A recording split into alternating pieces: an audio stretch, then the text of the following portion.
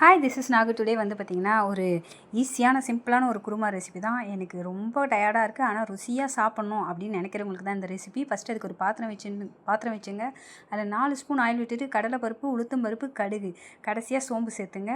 கடலைப்பருப்பு மட்டும் கொஞ்சம் நிறைய சேர்த்துங்க. 2 பச்சை மிளகா, 3 காஞ்ச மிளகாய் சேர்த்துக்கலாம். நல்லா பொன்னிறமாக ஆனதுக்கப்புறம் 2 பெரிய வெங்காயம் கட் பண்ணி வச்சுருக்கேன். இல்லை 4 பீப்புள்னால் ஒரே ஒரு பெரிய வெங்காயம் மட்டும் போதும். ஸோ பெரிய வெங்காயம் நல்லா வதங்கினதுக்கப்புறம் அதில் உப்பு சேர்த்துட்டு ஒரே ஒரு தக்காளி போதும். புளிப்பு சுவை அதிகமாக தெரியும் தக்காளி எக்ஸ்ட்ரா போட்டிங்கன்னா.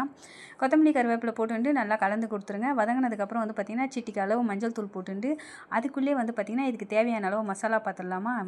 மஞ்சள் தூள் போட்டு நல்லா வதக்கினதுக்கப்புறம் நான் ஒச்சக்கடலையும் அதில் சோம்பும் போட்டு நைஸாக அரைச்சி தண்ணி ஊற்றி எடுத்து வச்சுருக்கேன். அது இதுவும் கூட கலந்துட்டு 2 கப் அளவுக்கு தண்ணி சேர்த்துங்க. இது இட்லி, தோசை, சப்பாத்தி எல்லாத்துக்கும் தொட்டுக்கலாம். நம்ம எந்த அளவுக்கு தண்ணி கலக்கிறோமோ அதுக்கேற்ற போல் இந்த ரெசிபி இருக்கும். ஸோ நான் வந்து பார்த்திங்கன்னா 3 ஸ்பூன் வந்து கடலை சேர்த்துருக்கேன். அதுக்கு வந்து பார்த்திங்கன்னா 1.5 கிளாஸ் அளவு தண்ணி சேர்த்துருக்கேன். இது வந்து இன்றைக்கி நான் சப்பாத்திக்கு தான் சைட் டிஷ்ஷாக செய்கிறேன். ஸோ நல்லாவே திக்னஸாக இருக்கும் 1.5 கிளாஸ் தண்ணிக்கு. ஸோ நீங்கள் அதுக்கு ஏற்ற போல் குவான்டிட்டி எடுத்துங்க. ரொம்ப சிம்பிளான ரெசிபி தான். வெங்காயம் தக்காளி வதக்கிட்டாலே போதும். உடச்ச கடலையை மிக்சியில் போட்டு அரைச்சி ரெசிபி ரெடி ஆகிடும். ஸோ டேஸ்ட் பண்ணி பாருங்கள், அவ்வளோ சூப்பராக இருக்கும். ஒரு கொதிச்ச உடனே அடுப்பு ஆஃப் பண்ணிவிடுங்க. ஃபைனலாக வந்து பார்த்திங்கன்னா ரெசிபி ரெடி ஆகிடுச்சு. ஸோ ட்ரை பண்ணி பார்த்துட்டு எப்படி இருக்குன்னு சொல்லுங்கள். தேங்க்யூ ஃபார் வாட்சிங். Happy cooking.